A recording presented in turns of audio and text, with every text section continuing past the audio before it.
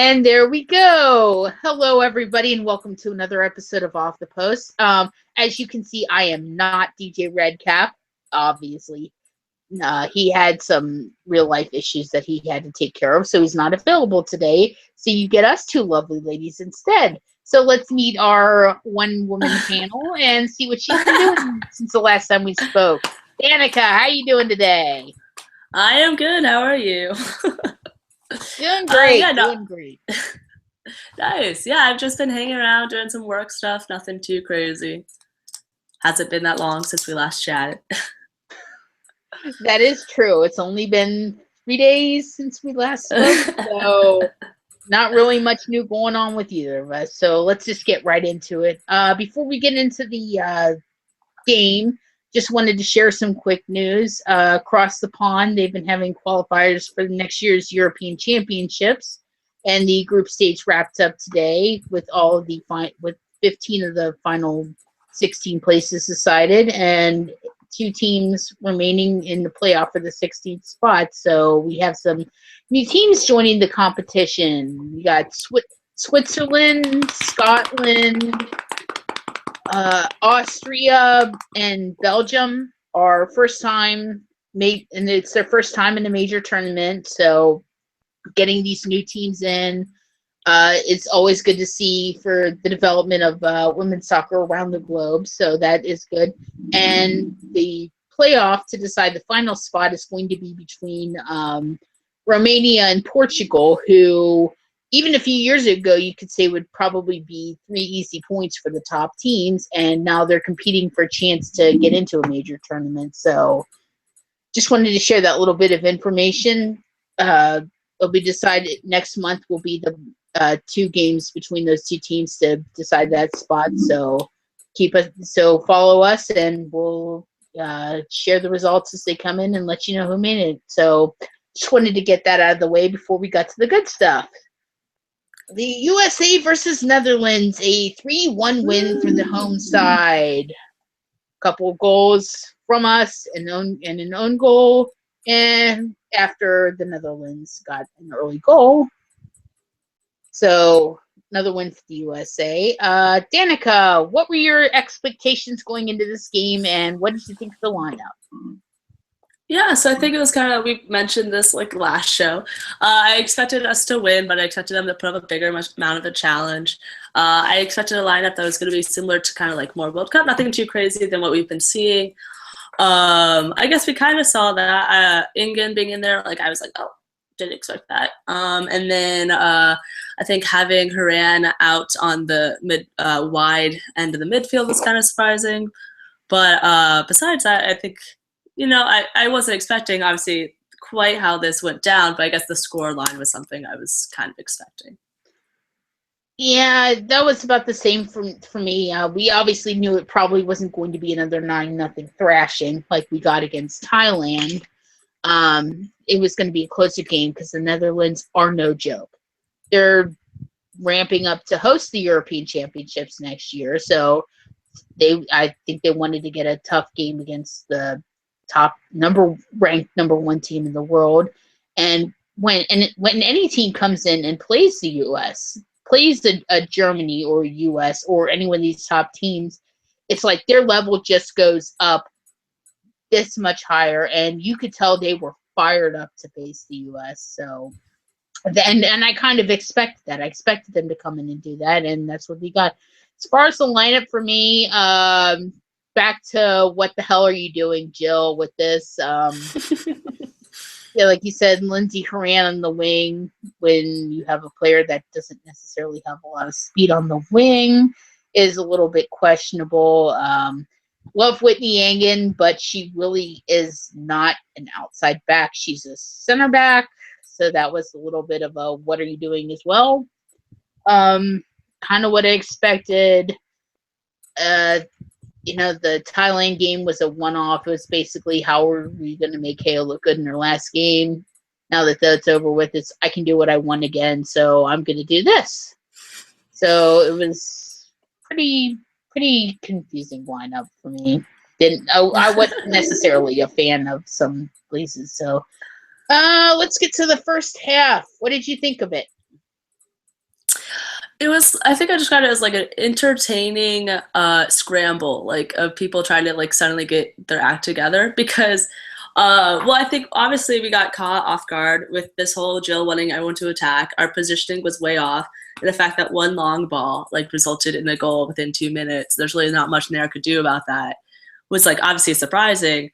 And I think after that, everyone was like, oh crap, we need to get it together. I think they scrambled better than they have in the past, but like still it was definitely like, it was like we need to get our stuff together. We were kind of all frazzled was what I kind of took from it. I think that our backline is just so slow and having Kling, which I know we've talked about Kling is just not been. She's been really slow. She's slow, easy, and it's just like having her back there. It just wasn't good, especially like we were talking about this before the show. Just like the speed of the Netherlands, having slow players, like you need to have that positioning, like set up, and to have it like, why was Sauerbrunn like so close to JJ? There should have been a little bit of some room there, was my thought.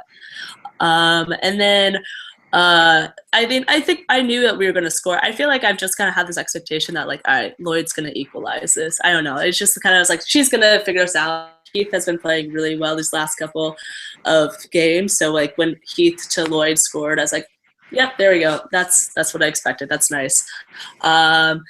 Yeah, so in the end, I think it was kind of like everyone trying, and like, you could even see it when they're like trying to regroup. I think there's like a injury or something where there's a pause, like they're like trying to talk. I think this is also where we're going to see like the lack of like leadership that we've had before, like the A-Rods and all of them, or like just in general the more newness of the team. Who's going to be the person that kind of, when you lose, you get a goal in the first like 2 minutes, how are people going to get it back together? So I think that still needs a little bit of work, but I think Carly Lloyd is still kind of like pushing that along. Yeah, for me, that first half goal was I hate this. The first half goal the Netherlands scored was, I hate to say it, but I think most of us saw that coming when we saw that back line with not a lot of speed. When you're faced against a three front that has a lot of speed, and I don't know if any of you follow the WSL. But if you can, and you ever see the Liverpool ladies play, Shanice Van de Sanden is one of the fastest players in that league. She can blow by players that you would probably expect to outrun her.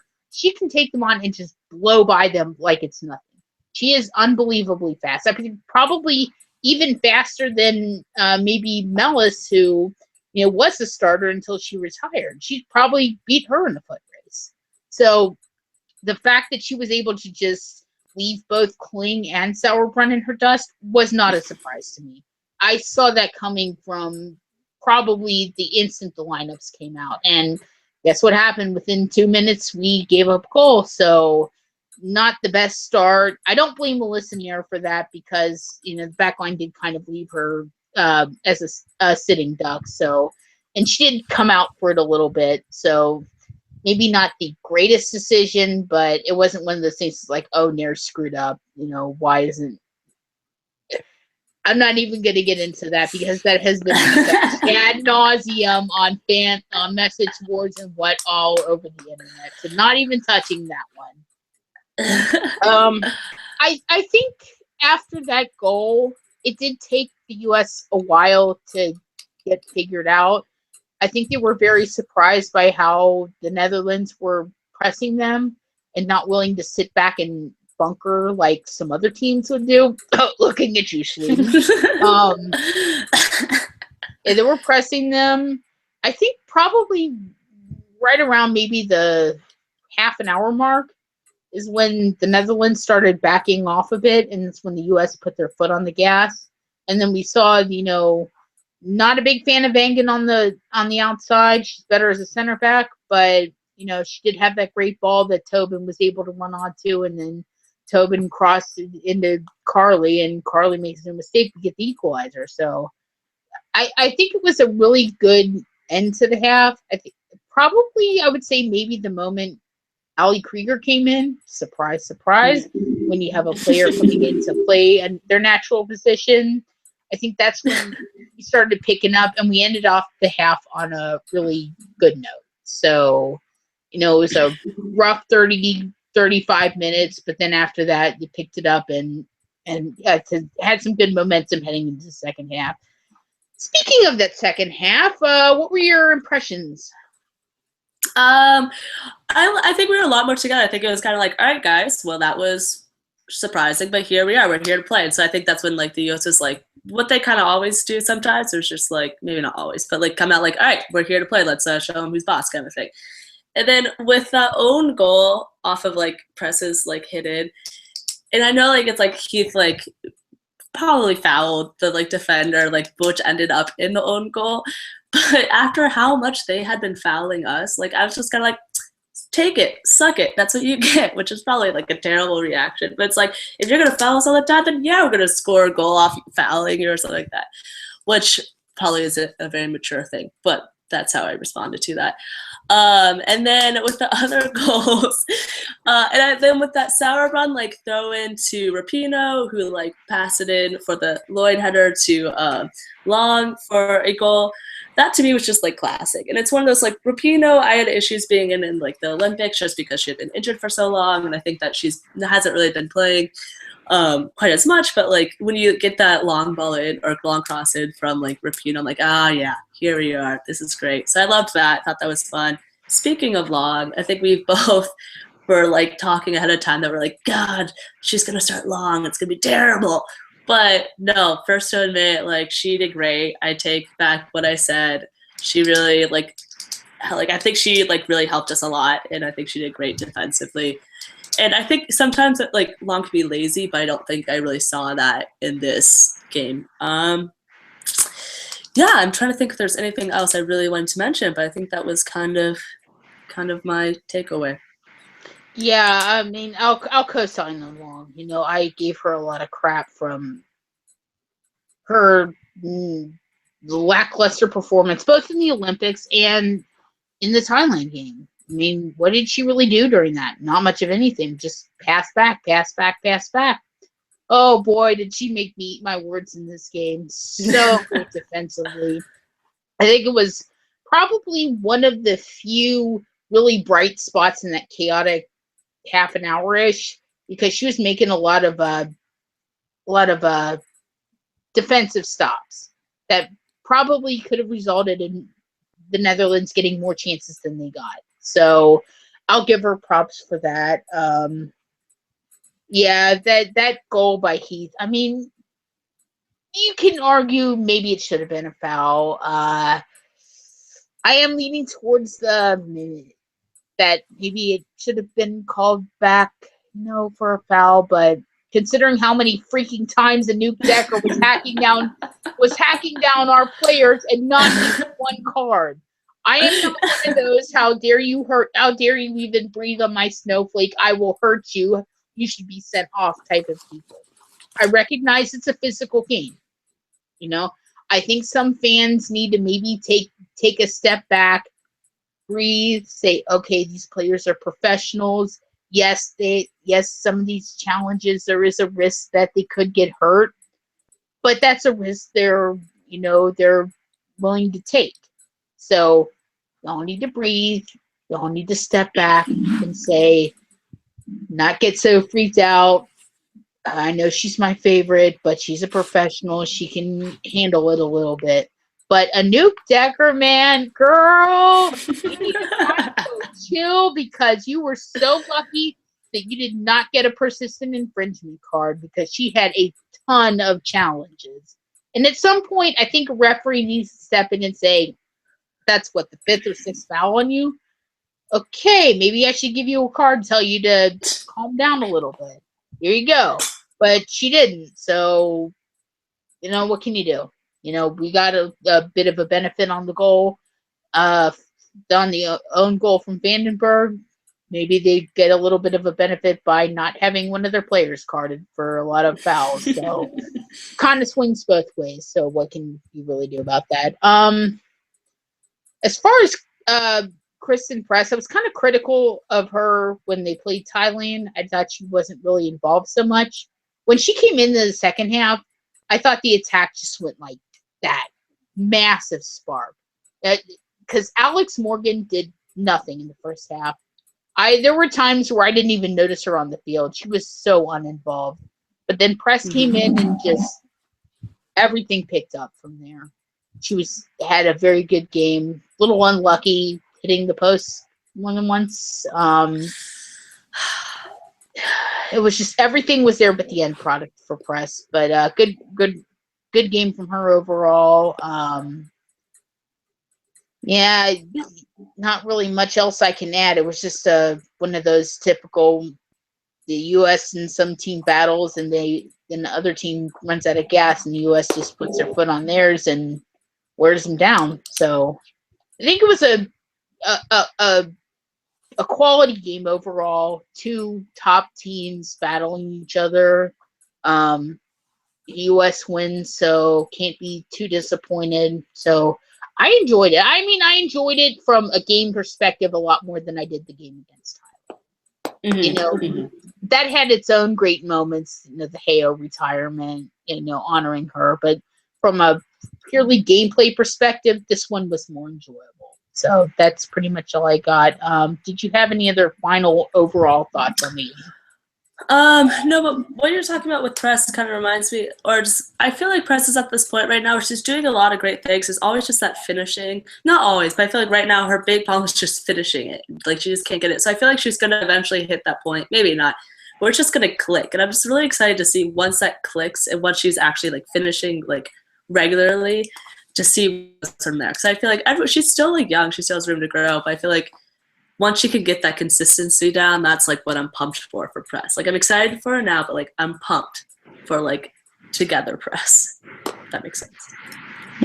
Oh, and one last thought. Jill Ellis. I know you don't watch the show. I know you don't give a shit what anybody thinks besides you. But for the love of God, please rein Megan Klingenberg in.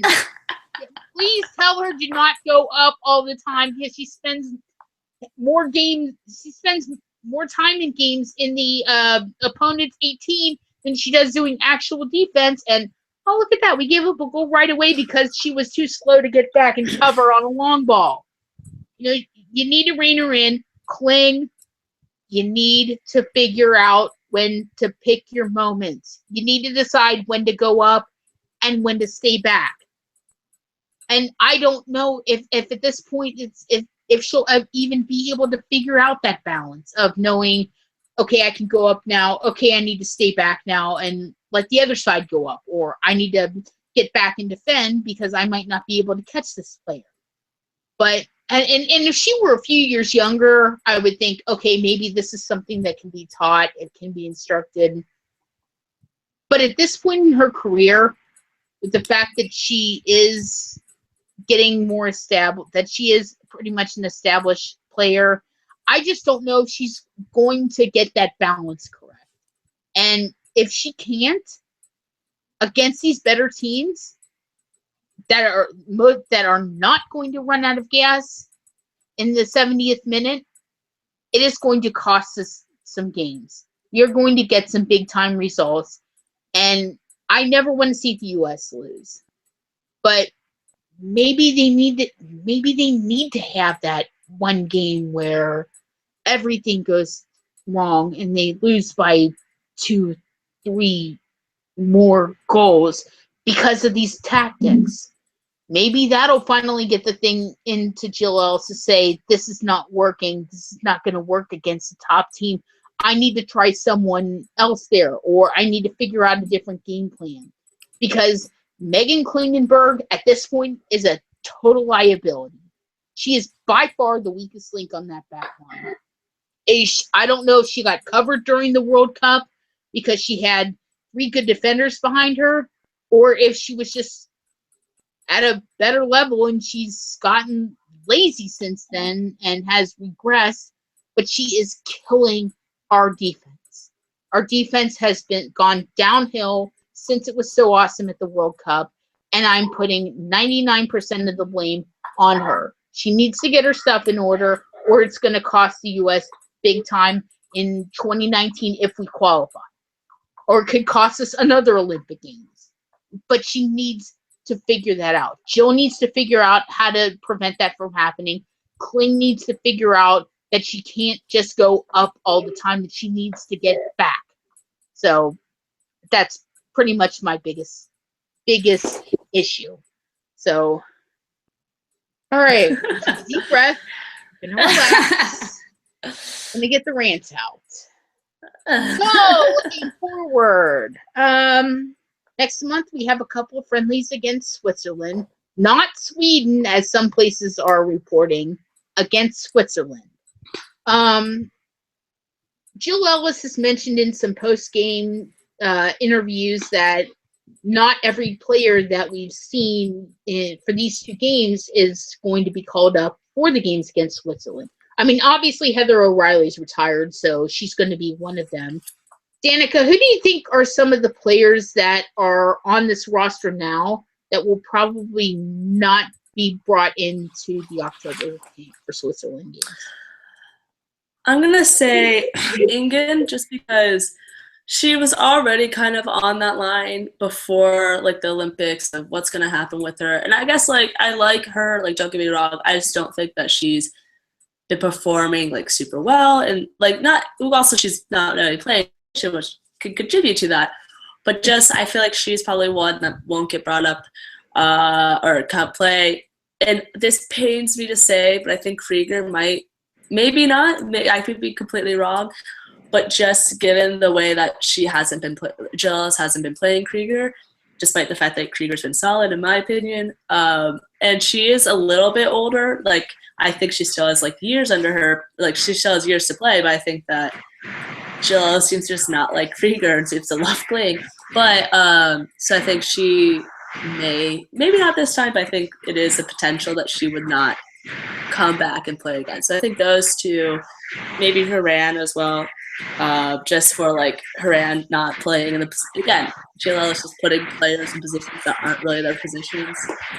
I think they're kind of ones that may not come up for these games. Yeah, I'm pretty much in agreement. I think also with some of the did you mention Rapinoe as one of yours? I did not. Yeah, no, I mean with everything that's been going on with Rapinoe and the fact that Carly was asked about it pregame, she said, "Is it?" And she asked if it's a distraction. She said, "Yeah, it's a distraction." I think she's probably the top of the list to not be called in the future. Now, granted, towards the end of the year, there are a certain number of games where she has to be called in, so maybe she will just on that basis alone. But I think if it was up to Jill, I think Jill Ellis might say, "Yeah, you're great, but I don't want to deal with the distraction you're creating. So, sorry, Pino, you ain't getting called up this time." So that's probably the one that's on the top of everybody's list. As far as others, I think probably it's going to be either one of Lindsey Horan or Sam Mewis. The latter of which pains me because I think Sam Mewis has more to offer than some players that are getting a lot of looks. I'm not going to name any names. Allie Long. Yeah, I think she's probably one of those that's on the bubble, and unless she showed Jill Ellis that she maybe deserves another look, I think we might be seeing her not be called in against Switzerland. So that's probably the biggest one. I think that might surprise some people that I would say that, but I think she's probably going to be one that may not be called in. So with that, let us preview with the NWSL coming back for its regular season finale. Let us preview these games. First game, we have Washington Spirit versus Chicago Red Stars in Chicago. Danica, who you got? I'm going to say Wash Spirit, purely because I'm not really that much of a Chicago fan. Those are going to be how all my votes go, purely based off my feelings for the teams. I also think that they're on top, and granted, obviously, we have two top teams. But I don't know. I just have a feeling that the Spirit will take the win. Yeah, this is a series that has, for most of the last 3 seasons, has been solely in Washington's favor. I think Chicago, ever since that infamous rain delay game in the first season, Washington has only had one draw, and the rest have been Spirit wins. So I think history's going to continue, and the Spirit are going to take this one and win the Shield. quite a turnaround from their first season when they were dead last. So we'll see if they can do it. Next game we have US Bowl 2.0, the Boston Breakers versus the Western New York Flash. The game is in Boston. Which newest sister are you backing? I'm going to go to Flash, not just because I'm speaking to a Flash fan, just because I think if you look at what the two teams are bringing to the table, Boston just hasn't, I don't know. They're just not doing very well, I guess. And so, yeah, I think this is one Flash, especially just because, they need to cinch the spot. And, yeah, Flash. I wish I could say 100% confident that, the Flash are going to go in there and dominate. But the fact of the matter is that ever since they beat Seattle in their last home game of that long stretch, they haven't gotten a win. It's been draws and a couple of losses. And, they played Thailand in a friendly a couple of days after the U.S. played Thailand, and it was a scoreless draw. They could not find the back of the net. So I don't know. Granted, they did not play some players. They didn't have Mewis. They didn't play Hinkle. They didn't play Kennedy. And they lost Sanderson to an injury fairly early on. The Flash haven't confirmed what that injury is, but we do have our suspicions of what it will be. But I think, and Boston has been playing much better ever since they brought Tash Dowie in. So taking all those factors into consideration, I am not going with a blowout Flash win. I am going with a very narrow 2-0 Flash win. I think they'll do it. I think they'll lock up that last playoff spot. I'm hoping they do. But I think there's just so much on the line for them. They're going to want it so badly. I think they'll get it done. So I'm going with the Flash. Next game, we have Orlando Pride versus FC Kansas City in Orlando. Annika. I don't know on that one. It's tough. But because it's in Orlando, and it pains me to say it, Orlando might take it. That's based just but they actually haven't been doing very well. I don't know. I'm just going to say Orlando and just kind of go with it and not give a very good reason as to why. That's fair enough. I mean, it's in Orlando, which the Pride have been pretty strong there. But Kansas City has figured out its crap as of late. They've gotten some good results. So I'm torn between going with a draw or a narrow Kansas City win. I'll go with maybe a 1-0 Kansas City win. I think that momentum and whatnot has swung into their favor just a little bit more than it is Orlando. So I'll go Kansas City. Next game we have Sky Blue FC versus the Portland Thorns in New Jersey. What you got? I'm going to say Thorns on this. They're doing great. The Sky Blue, I mean, you got some players there, but you're home, but just I think the Portland Thorns, after maybe they might take the gas off now that they're for sure in the playoffs. Maybe they might not perform to the same standards, but I think in the whole they'll probably clinch it, or they'll probably get the win on this. I think a lot of this game is going to depend on what the result of the Washington-Chicago game is. Because if Washington wins, Portland, the best they can finish is second. So if Washington wins the game before, I think Portland might not be so raw, we need to get a win, let's go. So that is a factor. And another factor is that when you look at these two teams historically, Sky Blue just, for whatever reason, has had this thing over Portland where out of nothing they just get a result. Now Portland did win the first game, but that was in Portland where they've played really well this year. So I'm actually going to tip Sky Blue to win this one. It's going to be narrow. probably be a narrow win, but with some of the players that Sky Blue has, and with Portland maybe not as amped up, depending on what happens in the Washington-Chicago game, I might tip Sky Blue to take this one. So I'll go Sky Blue. The last game of the week is actually our final game of the week. It is the Houston Dash versus the Seattle Reign in Houston. Danica, I have absolutely no idea who you're going to pick, so surprise me. Houston Dash. Shocking. Mainly because I love my Dash. Does it concern me that we can't seem to ever beat the Reign? Yes, it does. But it's home. We've been on a little bit of sort of a roll. We've been playing better than we were during other periods of the season that we just won't talk about. And then Seattle, I don't know. I feel like they're all over the place. No offense to my Reign fans. So I'm just gonna say, with Ojai, we're gonna do it. We're gonna finally do it. This is our time to shine. Yeah, this has been one of those things that's like Seattle has had that edge, but they've been so up and down this season. Houston's had a much better run of form.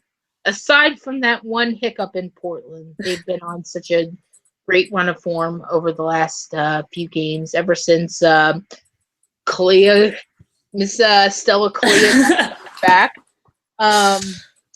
They're gonna have they're gonna have everybody, and Carly's been on an absolute monster tear as of late. So I would actually tip the Dash to get their first win in Seattle.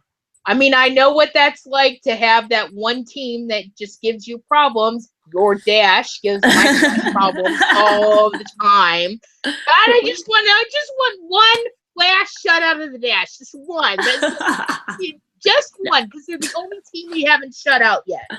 We've gotten one against everyone else, but not the Dash. And I don't know why. But that's a rant for another day. So, yeah, I'm tipping the Dash to get their first win over the Reign, although I am disappointed we are not going to have the potential for a Carly versus Hope penalty showdown, which I have been wanting since the league began, and we never got it. So, hope we'll see. So that'll do it for us. Thank you for tuning in. We will be back next week with our recap of the final week of the season and preview of the playoffs. So hope you tune in. Until then, this has been another episode of Off the Post, and we shall now wave and do our goodbye. So goodbye.